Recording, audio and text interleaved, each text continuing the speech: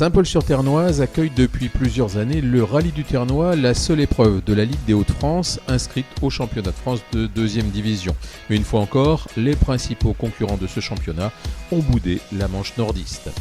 86 participants seulement au départ, dont Jean-Charles Boblic qui a fait le déplacement avec sa DS3 WRC.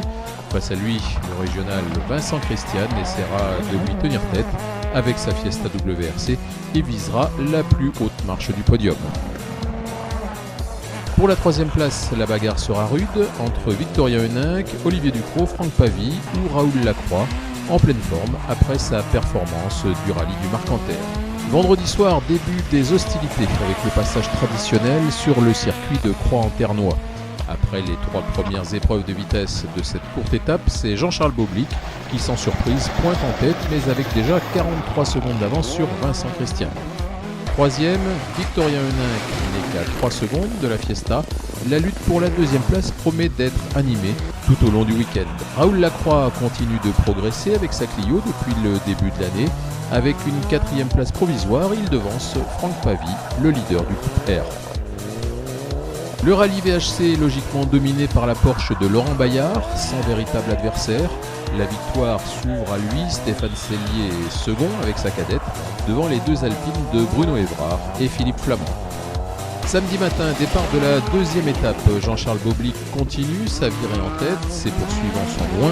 Pour quelques dixièmes de seconde, Victorien Heninck s'est même emparé de la 2e place face à un Vincent Christian pas très à l'aise au volant de sa Ford. Sylvain Foutré est 5e au général en ce début d'étape.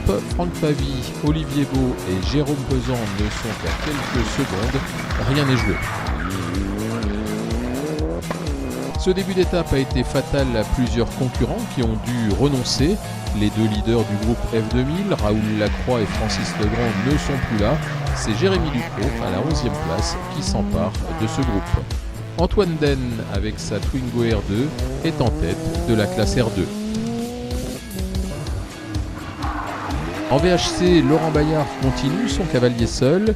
Son second, Stéphane Sellier, a abandonné. La lutte pour la 2e place va continuer entre les Alpines 1800 d'Évrard et de Flamand. Sur un terrain qu'il a découvert en 2016, Jean-Charles Boblic remporte avec panache ce 11e rallye du Ternois. Il s'est octroyé par la même occasion l'ensemble des meilleurs temps. Malgré sa connaissance du terrain, Vincent Christian n'a rien pu faire. Le nordiste a même dû mener une lutte à couteau tiré avec Victorien Heninck pour la 2e place. Son jeune adversaire l'emporte de peu. 4e, Christophe Wilt termine à la 2e place du groupe N. Franck Pavie, 5e, remporte logiquement le groupe R avec sa Mitsubishi. Un peu plus loin, c'est Olivier Ducrot qui gagne la classe A7. Après les abandons des favoris du groupe F2000, c'est Jérémy Ducrot qui repart de Saint-Paul avec la victoire dans la catégorie. Mention spéciale à Maxime Seneca qui, avec une 11e place au général, empoche la classe F2-13, la 2e place du groupe. 12e, Antoine Den donne une nouvelle fois une victoire de classe à sa Twingo R2. Alexandre Rambure empoche la classe N3.